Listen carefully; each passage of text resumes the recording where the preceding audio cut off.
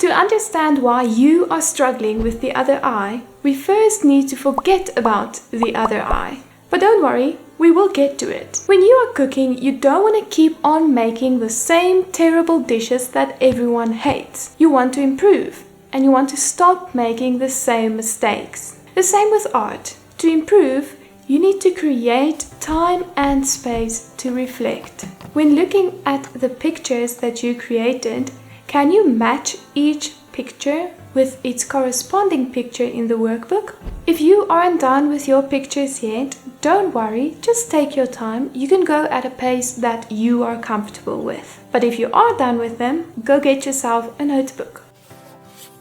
We are going to be looking at every one of the small paintings you make, and for every painting, I want you to ask 3 questions. Number 1, what did I do well in this painting? Number 2, what looks wrong? And number 3, what can I do to make it better? Now, pick the ones that you feel you did the worst in. Grab any piece of paper, it doesn't matter this time, and draw out the dimensions that you chose for your small paintings. And draw the paintings out again. You don't have to ink all of your paintings this time, except of course if you feel that your problem lies with the painting step. We don't want to be tedious, we just want to go back and see how we can improve. But wait, before you run away to do that, I have a confession to make.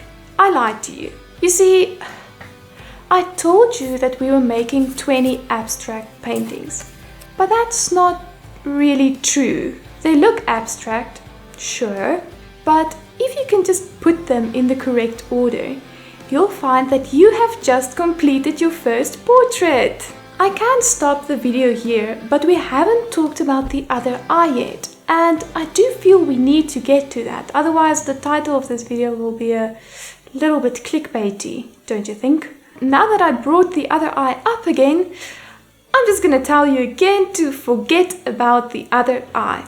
It's about the whole picture. Look at how well you did when you weren't worried about the shapes and proportions of the face and you attached no meaning to what you were working on. Focusing on one eye is like spending massive amounts of time decorating a cake that doesn't even taste good. You can be so focused on one small bit that you miss the whole picture, and that is why you struggle to paint the other eye. Now, granted, in a way we made exactly the same mistake as focusing on just the eye. We only focused on small sections, and in a way that is the same as focusing on different dishes when making them, but not making sure that they complement each other as a whole meal. And this is why you get lines that don't align and things that just seem a little bit off when you look at the picture. But all in all, the picture still forms a coherent whole, and that is the point of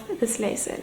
If you have no idea why we are making black and white paintings and you don't even know where to get them, I explain everything in this video right here.